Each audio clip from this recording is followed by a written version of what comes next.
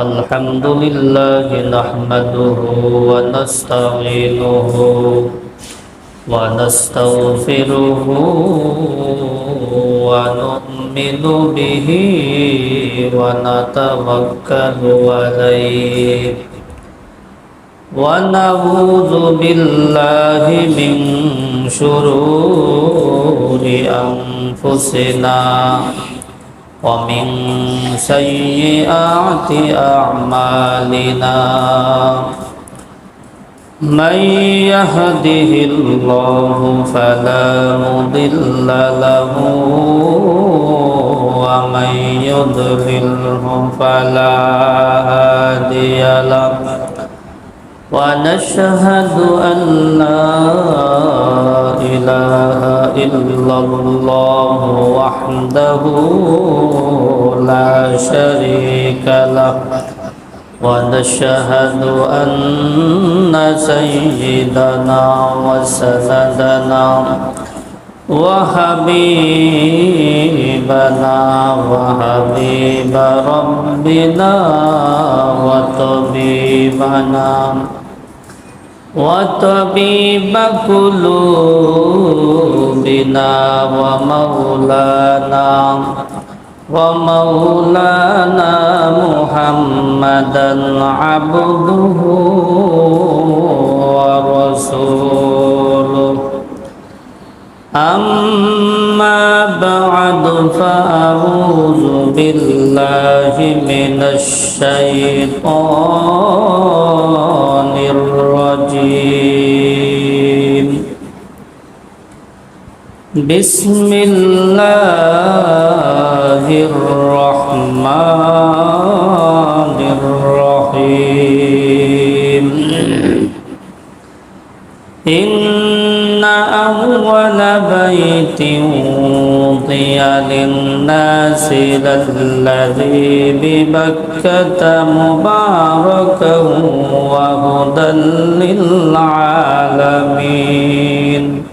وعن أبي هريرة رضي الله عنه قال قال رسول الله صلى الله عليه وسلم من حج لله فلم يرفث ولم يفسق رجع كيوم ولدته أمه أو كما قال النبي عليه الصلاة والسلام जिन खाक पे चलते हैं शहंशाह दो आलम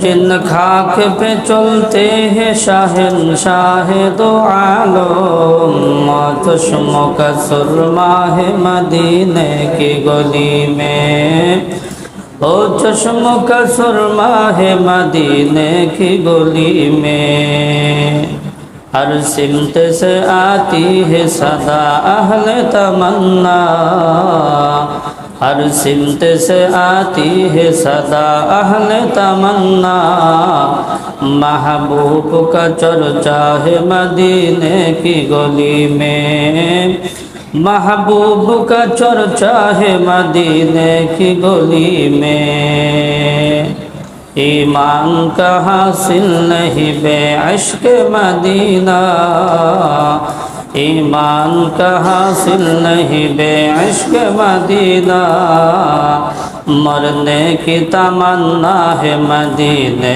की गली में मरने की तमन्ना है मदीने की गली में मोहतरम हाजिरिन हज एवं उमरा अनुष्ठित है पृथिवीर सर्वप्रथम इबादत खानाय अल्लाह तबारक व तआला बोलेन इन्ना अव्वल बैतिन वुदिया लिन्नासि लल्लज़ी बिमक्कता मुबारकन व हुदल लिल आलमीन अल्लाह तबारक व तआला बोलेन আল্লাহ তাবারকা তাআলা বলেন নিঃসন্দেহে সমগ্র মুসলিমের জন্য ইবাদতের নিমিত্তে সর্বপ্রথম যে ঘরটি নির্মাণ করা হয়েছে সেটি হলো বাইতুল্লাহ মক্কায় অবস্থিত সেটি মক্কায় অবস্থিত যেই ঘরকে সমগ্র মুসলিম জাতির জন্য কল্যাণ, বরকত, শান্তি ও হেদায়েতের দিশারি রূপে সৃষ্টি করা হয়েছে, বানানো হয়েছে।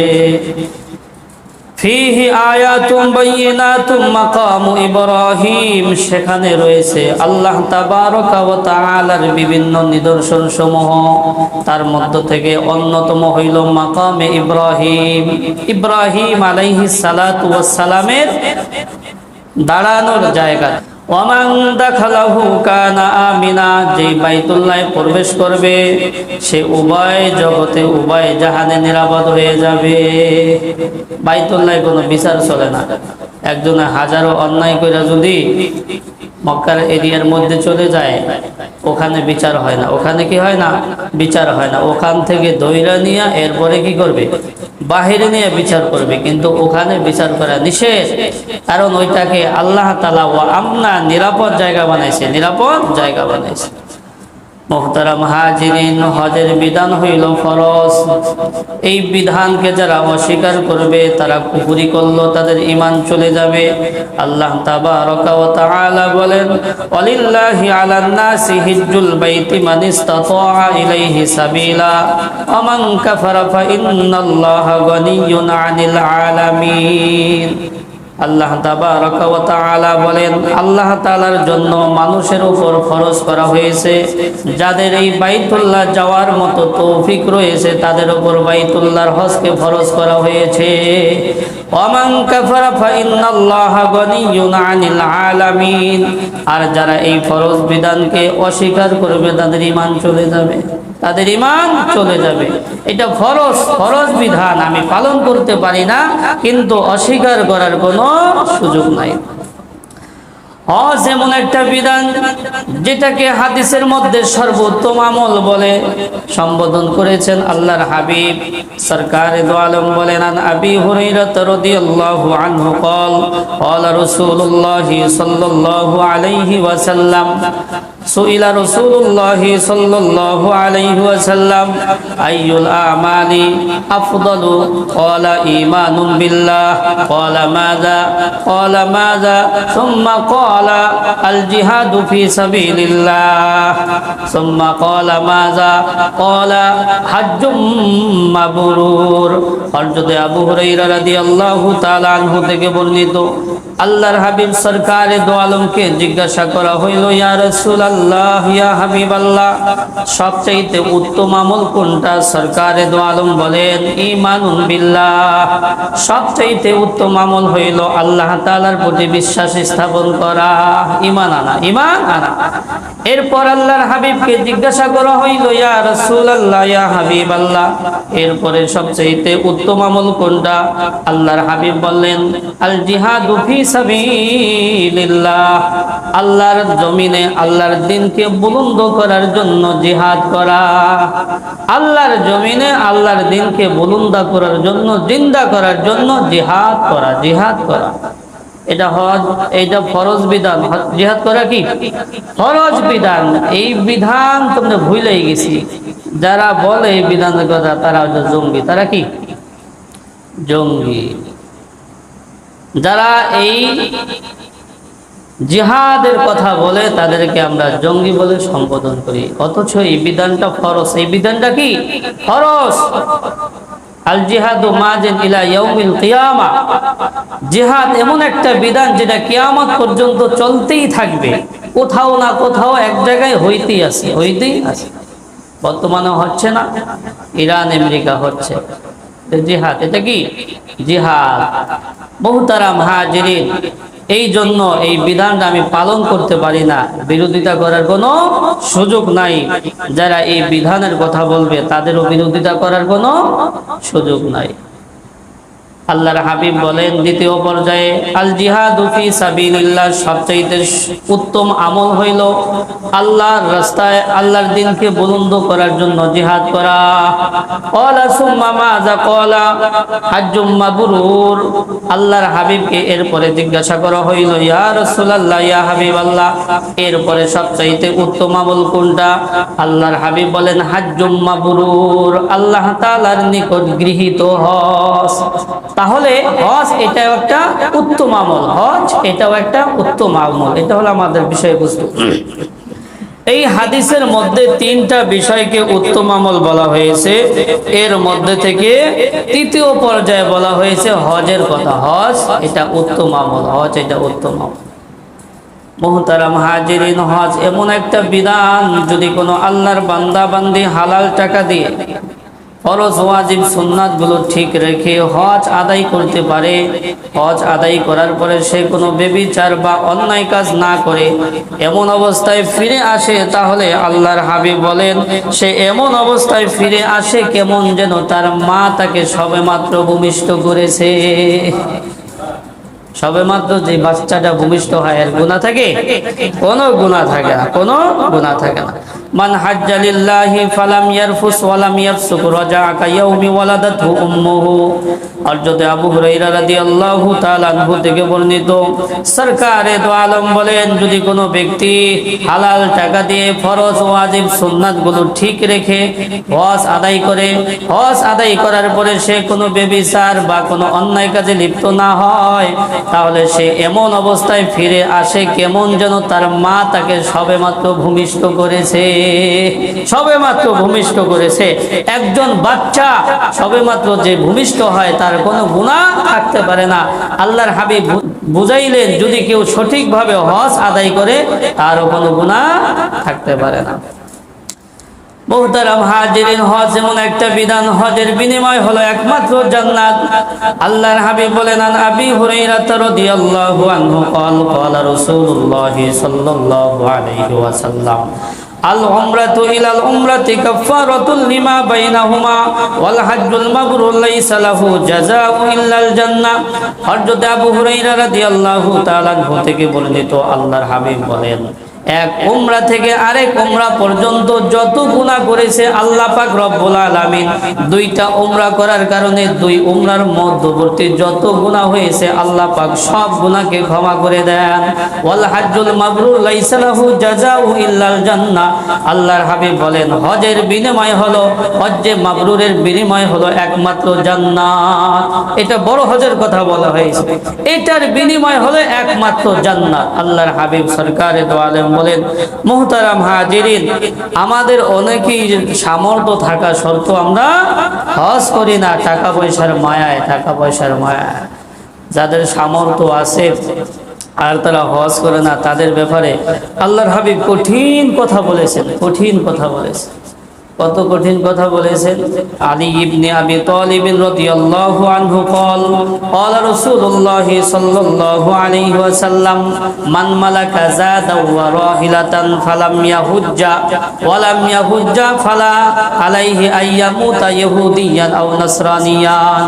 আল্লাহর হাবিব সরকারে দো আলম বলেন, যেই ব্যক্তি মক্কায় যাওয়ার মতো, হজ করার মতো সামর্থ্য আছে, পাথেও আছে, বাহন আছে, সামর্থ্য থাকা তো যে ব্যক্তি হজ করলো না, সে ইহুদি হয়ে মারা গেল না খ্রিস্টান হয়ে মারা গেল, আমি তার দায়ভার গ্রহণ করব না। কত কঠিন কথা বলেছেন। যার সামর্থ্য আছে, সামর্থ্য থাকা সত্ত্বেও যে হজ করলো না, এই ব্যক্তি ইহুদি হয়ে মারা গেল না খ্রিস্টান হয়ে মারা গেল, আল্লাহর হাবিব বলেন আমি তার দায়ভার গ্রহণ করব না। কতটুকু সম্পদ হইলে হজ ফরজ হয়? বলে হজে যাওয়া এবং হজ থেকে আসার আগ পর্যন্ত পরিবারকে ভরণ পোষণ দেওয়া যাইতে পারলেই তার উপর হজ ফরজ হয়ে যায়, হজের খরচ। আর হজ করে ফিরে আসার আগ পর্যন্ত তার পরিবারকে ওই পরিমাণ ভরণ পোষণ দিতে পারলেই এই ব্যক্তির উপর হজ করা ফরজ। সেই হিসেবে অনেকের উপরেই হজ ফরজ, অনেকের উপরেই হজ ফরজ। আল্লাহর হাবিব কত কঠিন কথা বলেছেন।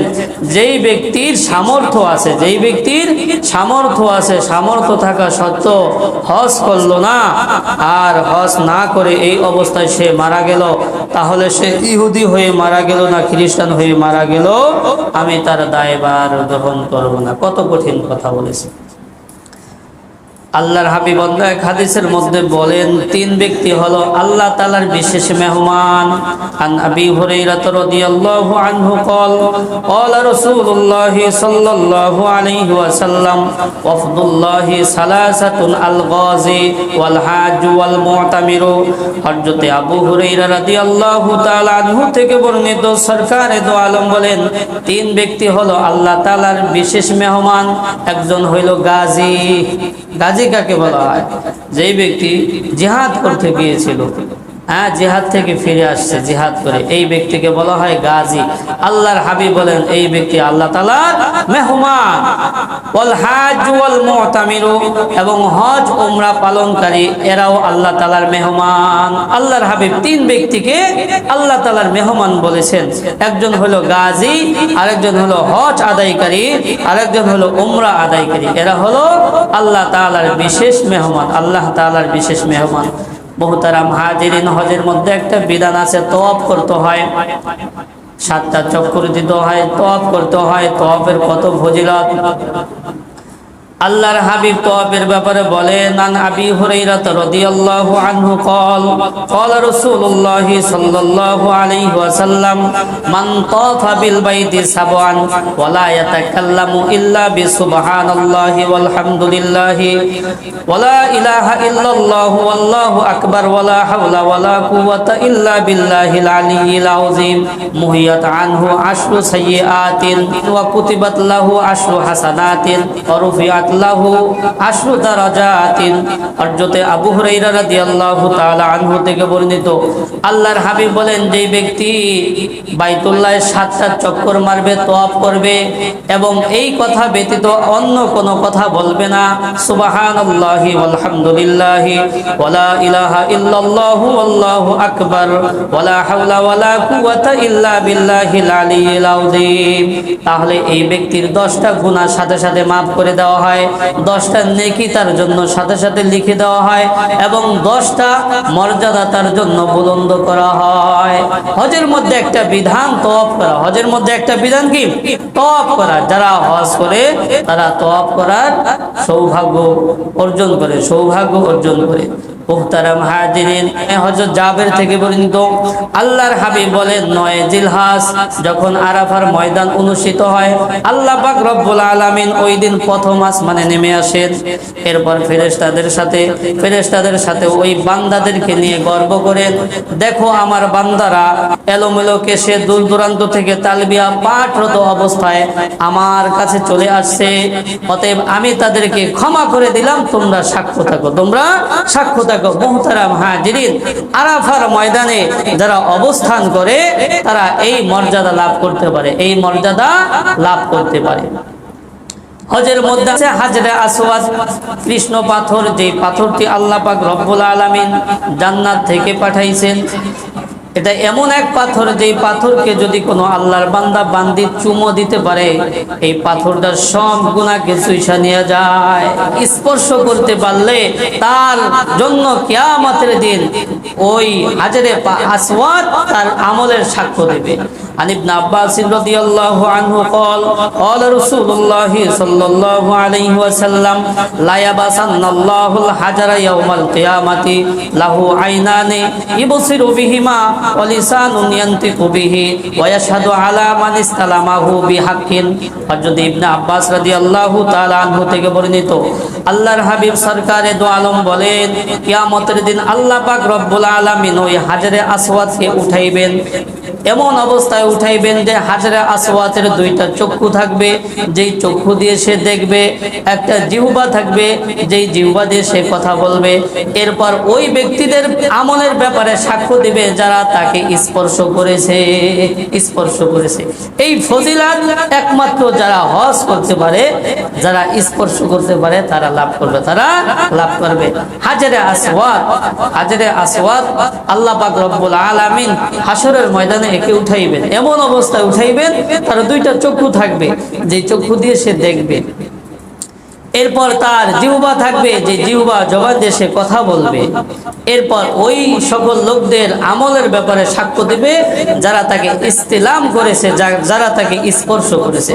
মুহতারাম হাজিরিন, এই হজ আমাদের করতে হবে। যাদের সামর্থ্য রয়েছে, যাদের সামর্থ্য রয়েছে অবশ্যই আমরা হজ করব, অবশ্যই আমরা হজ করব। প্রতিটি মুমিনের কাঙ্ক্ষিত স্বপ্ন হওয়া চাই যে আল্লাহ পাক রব্বুল আলামিন আমাদের সকলকে হজ করার তৌফিক দান করুন। এই কাঙ্ক্ষিত আশা আমাদের প্রত্যেকের থাকা চাই। হাদিসের মধ্যে আছে বাইতুল্লাহর উপর দৈনিক 120টা রহমত বর্ষণ হয়। এর মধ্য থেকে যারা তওয়াফ করে তাদের উপর 60টা রহমত বর্ষণ হয়, যারা নামাজ পড়ে তাদের উপর 40টা রহমত বর্ষণ হয়, আর যারা বাইতুল্লাহর দিকে তাকাই থাকে তাদের উপর 20টা রহমত বর্ষণ হয়। বাইতুল্লাহর দিকে তাকাই থাকলে কি সওয়াব, বাইতুল্লাহর দিকে তাকাই থাকলেও সওয়াব 20টা রহমত পাওয়া যায়, 20টা রহমত পাওয়া যায়। দৈনিক বাইতুল্লাহর উপর 120টি রহমত আল্লাহ পাক রব্বুল আলামিন বর্ষণ করেন। যারা তওয়াফ করে তাদের উপর 60টা, আর যারা ওখানে নামাজ পড়ে তাদের উপর 40টা। যারা শুধু তাকাই থাকে বাইতুল্লাহর দিকে তাদের উপর 20টা রহমত বর্ষণ হয়। তো বাইতুল্লাহ এমন একটা জায়গা, এমন একটা জায়গা যেখানে গিয়ে শুধু তাকাই থাকলেই সওয়াব, তাকাই থাকলেই সওয়াব। ইবাদত যদি নাও করে তাকাই থাকে তাও সওয়াব হয়, তাকায়া থাকলে তাও সওয়াব হয়। মুহতারাম হাজিরিন, এই জন্য যাদের টাকা পয়সা আছে তারা তো অবশ্যই হজ করব। হাদিসের মধ্যে এই ফজিলতের কথা আছে, আমাদের সামর্থ্যের মধ্যেও আছে, সামর্থ্যের মধ্যেও আছে। হাদিসের মধ্যে বলা হয়েছে মা বাবার দিকে নেক্সট সূরাতে তাকাই থাকলেও সওয়াব। এটা তো আমাদের সাধ্যের মধ্যে, ঠিক না? এটা তো আমরা সকলেই অর্জন করতে পারি। মা বাবার দিকে নেক্সট সূরাতে তাকাই থাকলেই সওয়াব। আজকে মা বাবা যখন বৃদ্ধ হয়ে যায় তখন তারা অসহায় হয়ে যায়। 4-5টা ছেলে, অধিকাংশ অনেক জায়গায় অনেক শিক্ষিত চাকরিজীবী, বিদেশ থাকে, প্রবাস থাকে, 4 জন বিবাহ করে ভিন্ন হয়ে গেছে। এই মা সারা জীবন রান্না বান্না করে খাওয়াইছে, এখন বৃদ্ধ বয়সও কি রান্না করে খেতে হয়, রান্না করে খেতে হয়। আপনাদের এলাকায় আছে বুঝলে, 3 পোলা 4 পোলা প্রবাসে থাকে, মাসে 1-2 লাখ করে এক একজনও কামায়। কিন্তু মা এই বৃদ্ধ বয়সে এখন রান্না করে খায়, রান্না করে খায়। ছেলেরা ভিন্ন হয়ে গেছে, ছেলেরা ভিন্ন হয়ে গেছে। তো এটা ঠিক না। প্রত্যেকেরই চিন্তা ভাবনা করা উচিত, আমরা একদিন বৃদ্ধ হব। কামা তাদিনু তুদানু, যেমন কর্ম তেমন ফল। আমি আমার মা বাবার সাথে যেমন আচরণ করব, আমার সন্তানরা ওই রকমই আচরণ করবে। আজকে সন্তানদের দিকে খেয়াল রাখতে গিয়ে মা বাবার খোঁজ খবর রাখি না, মা বাবার খোঁজ খবর রাখি না। হ্যাঁ, এই সন্তানরা আমার কতটুকু খোঁজ খবর রাখবে, কতটুকু খোঁজ খবর রাখবে। এই জন্য সাবধান। আল্লাহর হাবিব বলেছেন রিজাল রব্বি ফি রিজাল ওয়ালিদাইন ওয়া সাকাতুর রব্বি ফি সাকাতিল ওয়ালিদাইন। আল্লাহ পাক রব্বুল আলামিনের সন্তুষ্টি মাতা পিতার সন্তুষ্টির মধ্যে নিহিত। আল্লাহ পাক রব্বুল আলামিনের অসন্তুষ্টি মাতা পিতার অসন্তুষ্টির মধ্যে নিহিত। সুতরাং আমি যদি আল্লাহ পাককে সন্তুষ্ট রাখতে চাই তাহলে এর পূর্বে অবশ্যই মা বাবাকে সন্তুষ্ট রাখতে হবে। মা বাবাকে বাদ দিয়ে আল্লাহ পাককে সন্তুষ্ট রাখা সম্ভব না। শত নেক আমল করেও মা বাবার বদদুয়া ফিরাইয়া রাখা যাবে না। হাদিসের মধ্যে বহুত ঘটনা আসছে যে ওয়াইসাল করেনি, এত বড় হয়েছে কেন? বলে মায়ের খেদমত করে, মায়ের খেদমত করে। মা অন্ধ ছিল, মা অন্ধ ছিল। আল্লাহর হাবিবের কাছে চিঠি লিখছে, ইয়া রাসূলুল্লাহ, ইয়া হাবিবাল্লাহ, আমি আপনার সাথে দেখা করতে চাই, কিন্তু আমার মা যে অন্ধ, অসুস্থ, খোঁজ খবর রাখার মতো আর কেউ নেই। আল্লাহর হাবিব চিঠির উত্তর দিয়েছেন, তুমি তোমার মায়ের খেদমত করো। তো আল্লাহর হাবিব ইন্তেকালের পূর্বে একটা জিনিস চিন্তা করবেন, আল্লাহর হাবিবকে দেখে নাই, সাহাবী হতে পারে নাই, সাহাবী হতে পারে নাই। সাহাবীর কত মর্যাদা, সাহাবীর কত মর্যাদা। রিজাল রাদিয়াল্লাহু আনহুম ওয়া রাদু আন। আল্লাহ পাক রব্বুল আলামিন সাহাবীদের ব্যাপারে বলেছেন তাদের উপর আল্লাহ পাক সন্তুষ্ট হয়ে গিয়েছেন এবং তারাও আল্লাহ পাকের উপর সন্তুষ্ট হয়ে গিয়েছে। আল্লাহর হাবিবকে ওয়াইসাল করেনি, দেখতে পারে নাই, সাহাবী হতে পারে নাই। সাহাবী হওয়ার মর্যাদা থেকে সে বঞ্চিত, কিন্তু সে ঠকে নাই, সে ঠকে নাই। আল্লাহর হাবিব ইন্তেকালের পূর্বে হযরতে ওমর রাদিয়াল্লাহু তাআলা এবং আলী রাদিয়াল্লাহু তাআলা আনহুকে ডেকে বলেছেন যে ওয়াইস আল করেনি নামক ইয়ামান থেকে, কোন গোত্র থেকে একজন যুবক আসবে, তোমরা তার থেকে দোয়া নিও, তোমরা তার থেকে দোয়া নিও। সাহাবী, এত বড় সাহাবী, জান্নাতের সার্টিফিকেট ওয়ালা সাহাবী, তাদেরকে দোয়া নিতে বলেছেন কার থেকে? ওয়াইস আল করনী থেকে। কেন বলছেন? আল্লাহর হাবিব বলছেন সে মায়ের এমন খেদমত করেছে, সে যদি আকাশে হাত তোলে তাহলে আল্লাহ পাক সেই হাত খালি হাতে ফিরাই দেয় না। এই জন্য মুহতারাম হাজিরিন, আজকে দেখা যায় সমাজে সব জায়গায় এই জিনিসটা, মা বাবা বৃদ্ধ হয়ে গেলে আমরা খোঁজ খবর রাখি না, খোঁজ খবর রাখি না। আবার বহুত ঘটনা আছে, মা বাবার বদদোয়া, শত নেক আমল করেও মা বাবার বদদোয়া ঠেকাইতে পারে নাই, বদদোয়া ঠেকাইতে পারে নাই। ওই যে জুরাইজের ঘটনা আছে, অনেক বড় আবেদ ছিল, অনেক বড় আবেদ ছিল, সারা দিন রাত ইবাদত করতো, কিন্তু মায়ের ডাকে সাড়া দেয় নাই। সে মায়ের বদদোয়া নিয়ে কি করছে? তার সম্মুখীন হইতে হইছে, বদদোয়ার শাস্তি সে পাইছে দুনিয়াতে।